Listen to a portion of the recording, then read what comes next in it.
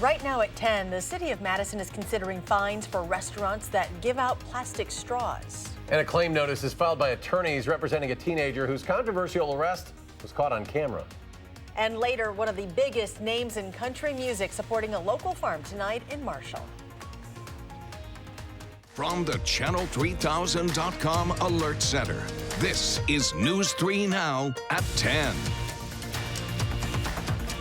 Thank you for joining us tonight. The city of Madison is considering fining restaurants that give out plastic straws unless a customer asks for one first. And this is drawing criticism from a number of groups. Amy Reed joins us now to explain their perspectives. Amy?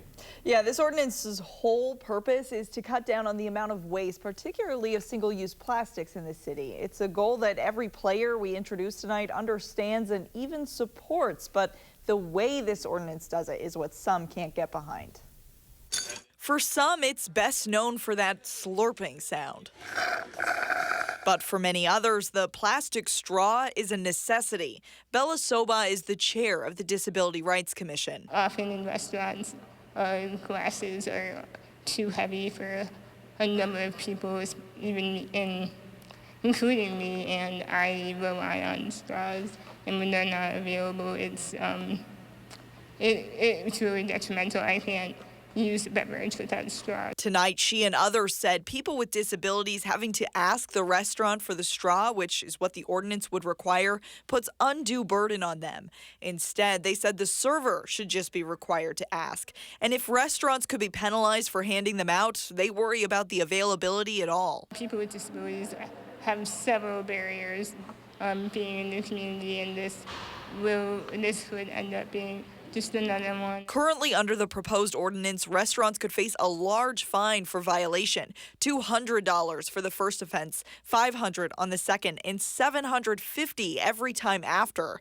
Though the city hopes restaurants will save money, the Wisconsin Restaurant Association said those savings are nominal. I mean, you wouldn't be able to tell the difference. Vintage Brewing made the switch away from plastic 2 years ago, replacing them with a plant-derived alternative. They also changed and posted their policy. Straws available upon request. We're always there for them. If they want a straw, of course they're going to get a straw. We're just going to try to give them one that we're proud to give. Still, General Manager Todd Hasselbacker isn't sure about the new ordinance and what it would do for businesses. The switch was about 2 to 3 times as expensive. Instead, he thinks the change should just come from the restaurants themselves. This ordinance is still being worked on as it bounces through committees. The alder who wrote it said some changes that he'll make will be to lower the fine and allow servers to ask too. Still tonight, the Disability Rights Commission voted not to support the ordinance as it is. All right, Amy Reed reporting that. Amy, thank you. Attorneys for a teenager whose arrest was caught on camera and sparked an internal investigation have filed a $2.8 million claim against the city of Madison, the police department, and 4 officers. According to our partners at Madison 365, the claim says the 17-year-old, quote, suffered physical and emotional pain and suffering, and the aggravation of pre-existing disabilities which continue to this date are likely to continue into the future, end quote. A notice of claim is the first step towards suing the city. If the city denies the claim, the attorneys will likely file suit. The incident happened in June, and just last week, the officers involved were cleared of any criminal wrongdoing. The motorcyclist killed in a hit-and-run yesterday in Rock County involving a semi-truck has been identified. The medical examiner's office says 59-year-old Michael Bacon of Whitewater died as a result of that crash. The accused semi-truck driver is in police custody tonight. He is 29-year-old Branko Jovanovic. According to the Rock County Sheriff's Office, he left the scene and headed to Illinois. Captain Jude Moore says what he did is a violation of human rights. It's a human life. There's a moral and ethical and obviously a legal obligation that if you're involved in an accident and somebody's injured, it's really a human rights issue. If you're involved in an accident and someone's hurt, you're obligated to stop and help that person regardless of what the consequences are. Jovanovic will make an initial appearance in Rock County Court tomorrow at 3 o'clock. There are chances of heavy rain and possible flooding over the next week. Here's Chief Meteorologist Gary Canalti. Gary? After a dry day today, showers and Maybe a few thunderstorms will start developing later on tonight into tomorrow. Already some light showers showing up over northern Wisconsin. This is in advance of a weather system that'll bring us the potential for anywhere from perhaps a quarter to 3/4 of an inch of rain over much of southern Wisconsin. Might even see some heavier amounts of 1 inch to 1.5 inches closer toward the Illinois state line. High temperatures today, very comfortable. Upper 60s to around 70. We're exactly at 70 degrees here in Madison. Current temperatures are in the upper 50s to the lower 60s. Madison's at 62. Dew point temperatures are starting to come up. They were in the lower 40s earlier. They're now in the mid 40s to the lower 50s. And by tomorrow morning, expect some showers and perhaps a few thunderstorms. They'll become more numerous during the day tomorrow with a high of 67. That's your News 3 Now First Alert forecast. Gary, thank you. A criminal complaint is outlining disturbing new details about allegations against a McFarland teacher. Andrew Meeks faces 4 counts in all felonies, including first-degree sexual assault of a child. A criminal complaint alleges Meeks touched a 12-year-old boy inappropriately, texted and spoke to him repeatedly in graphic detail about sex, and taught the child how to find pornography on his phone. A signature bond was set today at $500 per count. A Sun Prairie High School student faces 2 felony charges for allegedly sexually assaulting his football teammate last month. We do want to warn you, some of the details in this case are rather graphic. Court documents say 17-year-old Ryan Fulton and his teammates were at a sleepover when they held down an underage victim. Fulton put him in a chokehold and sexually assaulted him with his hand while another teammate recorded it and then posted it on Snapchat. The alleged victim says he did not give Fulton consent, and the incident caused him pain for several days. We asked the district attorney if he believes this was an incident, a form of hazing. Do you call it harassment? Do you call it victimization? Do you call it hazing? Either way, we have charged what we've charged, and we're moving forward with the case at this point. The client has no idea what's going on. He's a kid. He has no understanding of what impact this could have on his life because of his age. He's not a criminal. He's a kid. He's a high school junior who was goofing off with friends. The alleged victim told deputies the maneuver Fulton performed on him was one that students had been doing to each other last school year until the football coach told them to stop. Fulton is still enrolled in school but is no longer on the football team. Congressman Mark Pocan says the Air Force is extending its public comment period on the possibility of bringing the F-35 jets to Truax Field. Madison residents have been vocal about noise and environmental concerns. That's why lawmakers, including Representative Pocan, have called to extend a public comment period. Pocan says that period will now end November 1st, which will allow everyone to have their voices heard. President Trump says he watched part of the House Intelligence Committee hearing on the whistleblower complaint. The complaint, which was made public today, says White House officials tried to stash records of the president's phone call with the Ukraine leader.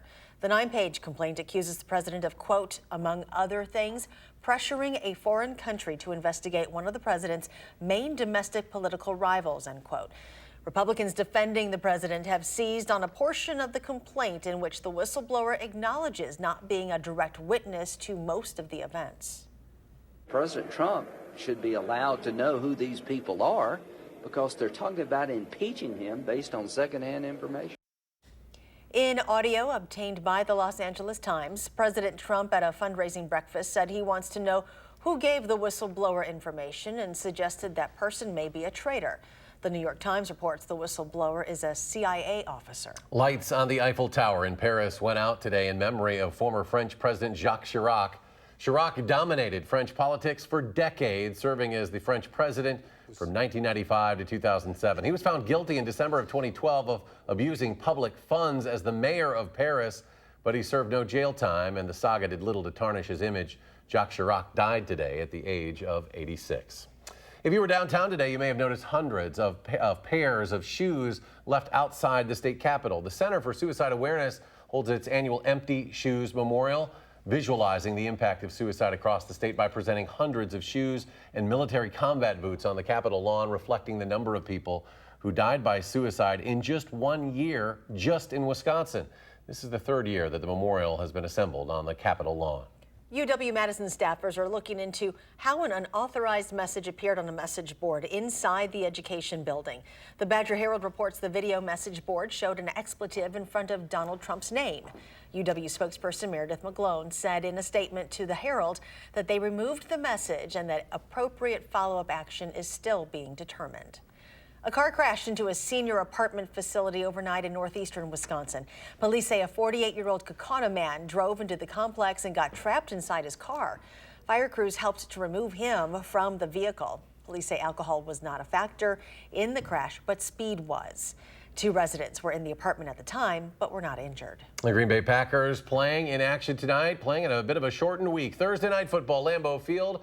Packers and the Philadelphia Eagles. The defense has struggled quite a bit tonight, but Aaron Rodgers has found his groove. Right now, the Packers have just gone down 34-27 as they start action early in the fourth quarter. We'll have more on the game coming up tonight in sports. Also today, National Football League announced Jennifer Lopez and Shakira will both be performing during the Super Bowl halftime show. It'll be played February 2nd, Hard Rock Stadium in Miami, Florida.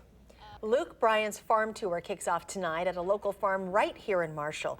Gabriella Becerra was at the farm where 20,000 people attended the sold-out show and shares how this big-name star is impacting the surrounding area. The idea behind Luke Bryan's farm tour was to have the concerts in rural areas that don't normally get a lot of attention. And in Marshall, Wisconsin, Stotts' farm was the perfect venue for that. People talking about what is and what ain't country. Oh God, yeah, we're having fun. Joe Stotts prepared his land for 20,000 Luke Bryan fans. Whatever we can do, we'll take the help. Stotts is hoping the farm tour will bring more awareness to the downturn in the agriculture industry. The last 4 or 5 years, agriculture has suffered. We're struggling out here, and it's important that people know that we're here, we're out here, we're still here, and we need their support in any way. Stotts also says the concert will help local businesses. It's good for the city of Sub Prairie and Madison, all the people here in the hotels, eating in the restaurants tomorrow and today. And with a bigger lunch rush, Eddie's in downtown Sun Prairie experienced that today. I think it's awesome, really. And, you know, let's bring some people over to this side of town and we can show everybody what we have here. Downtown Sun Prairie business owners say they hope to see more events like this one in the future. In Marshall, Gabriella Becerra, News 3 Now. Still ahead tonight, the Beloit Snappers announces plans to build a new stadium. Where and when it'll go up. Plus, a long-awaited end to construction on Verona Road. Just around the corner now. We'll have an update when we come back.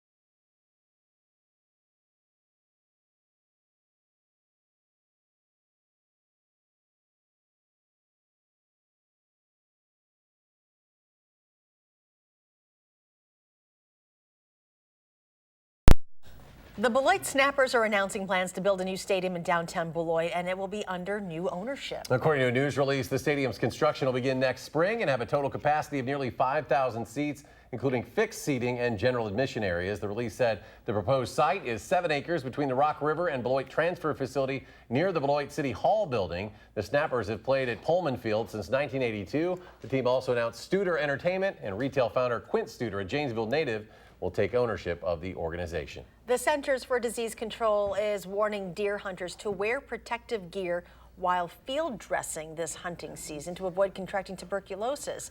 The CDC says deer can transmit the disease to humans through bacteria in an open wound or through the air. A recent report by the federal agency says a 77-year-old Michigan man contracted tuberculosis after dressing a deer, and there have been 2 other cases reported in the state in 2004 and 2002. As construction on Verona Road nears completion for the year, a nearby roundabout is set to open. The roundabout at Nesbitt and Fitchrona slated to open up on Wednesday, reopening the road outside Bavaria Sausage for the first time in months. In addition, a major portion of the Verona Road project will be done by November, with 3 lanes of traffic open going both ways on Verona Road from Raymond Road to Highway PD.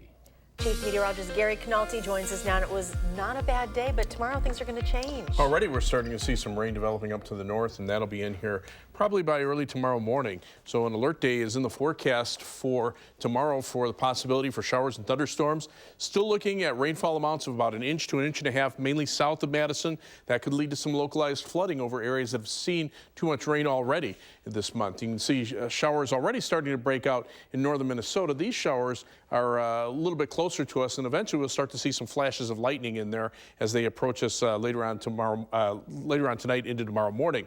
The latest RPM computer model, it's come back up to about 1.5 inches of rain in Madison, with amounts from 1 inch to 1.5 inches or locally 2 inches down to the Illinois state line. But notice the sharp cutoff to the north. Areas north of Madison probably seeing a lot less in the way of rain. Then we have alert days in the forecast for Monday, Tuesday, and Wednesday of next week for more showers and thunderstorms. Each day could bring storms that bring 1 inch or 2 of rain, and even the possibility for some severe weather on Monday. You can see the latest future track computer model from the GFS US main computer model, showing perhaps 2 to 4 inches through central Wisconsin, about 1 to 2 inches in southern Wisconsin. That's down a little bit here. It shifted the axis of the heavier rain farther to the north, but the European computer model has it smack dab right over us with a swath of about 3 to 4 inches of rain from northeastern Iowa through Madison and up toward Green Bay. So we're going to be very close to where that heavy rain is going to be off and on through much of next week. Live view from the Edgewater Skycam in downtown Madison. Actually feels pretty comfortable out there. The humidity has been low all day today. The almanac shows a high of 70, the low 52, so just above the average of 68 and 46. We're at 62 now. Skies have clouded up. The dew point temperature was in the low 40s. Now it's come up to the mid 40s, and that will continue to rise overnight. High temperatures today stayed in the 60s in northern Wisconsin. We touched 70 in Madison. To the south and west, temperatures were mainly in the low to mid 70s. Right now, temperatures are in the lower 50s in northern Wisconsin, but still in the low 60s here in the southern part of the state, and that's because the humidity is starting to increase. We're starting to see dew point temperatures back to around 50. Not terribly humid, but enough to start generating showers and thunderstorms, and that's already taking place over the southeastern portion of Minnesota. The upper level winds, which are west to east, now becoming a little more southwesterly, and that will start transporting moisture northward pretty quickly. Right now, the more humid air is south of Kansas City. You can see on the surface weather map, there's actually a weak warm front out to the west, and those winds become southeasterly and then eventually southerly. So that will start bringing the moisture northward pretty quickly. High temperatures today in the 70s for much of the Midwest. Denver hit 89, but parts of western Montana may see a winter storm in the next couple of days. So that shows you how quickly things will change. Right now, temperatures 50s and 60s here, 70 in Omaha. Notice the 30s starting to show up in western Montana. And the dew point temperatures now climbing to the mid-50s near Kansas City, low 60s into southern Nebraska. As that moisture moves northward, watch the showers and thunderstorms develop late tonight through the day tomorrow and into tomorrow evening before a little bit of a break on Saturday. The next round arrives Saturday night and Sunday. Overnight, showers and thunderstorms developing by morning, low temperature dropping at 54.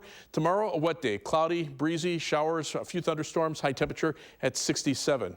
Future track shows the clouds moving in. Then you can see the showers, a few thunderstorms starting to develop late, moving through the area tomorrow into tomorrow evening. Then a break tomorrow night. Temperatures will drop into the upper 40s to around 50. Saturday should be dry during the day with high temperatures in the lower 60s. The showers and storms will be back Saturday night. Rainfall amounts, the very latest computer model updates, still 1 inch to 1.5 inches from Madison southward. That is through tomorrow night. Otherwise, the 7 to 10 day forecast calls for those temperatures to be on the mild side for next week. In fact, could be close to 80 on Monday. That's why there could even be the potential for some severe weather there. But it's the rain that's going to be of the big concern the first half of next week before we dry out and turn cooler at the end of the week. You know, our colleague Danica Lewis is getting married tomorrow, and well, it rain on your wedding day is good luck, right? Well, my grandmother always said if it rains on your wedding day, that means you're going to get a lot of money. So let's hope, right? If that's what happens. She's not sharing it with us, though. So we wish her a great wedding day. Brewers have their eyes on a division championship now. They gained a little ground today on the idle Cardinals. Kevin will have the highlights next.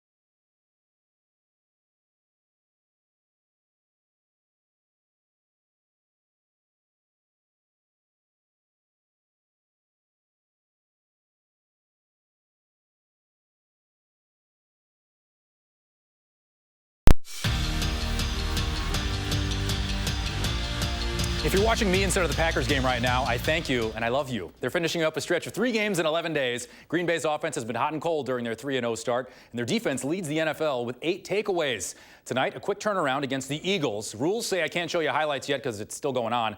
Packers running back Jamal Williams left the game on a stretcher after a helmet-to-helmet hit in the first quarter. Ever since, this one has been a heavyweight fight. Carson Wentz and Aaron Rodgers in an old-fashioned shootout. Devontae Adams flirting with 200 yards receiving.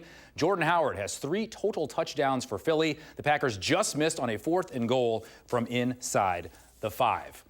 The Brewers dried off from the champagne shower last night and got to work this afternoon. Ryan Braun said they still have business to take care of, and they're trying to catch the Cardinals in the NL Central and clinch a division. Cardinals were off today. Marty Brenneman, the Reds' version of Bob Uecker, calling it a career. And the Reds, well, didn't send him out in style. Orlando Arcia, watch Josh Van Meter. You are doing it wrong.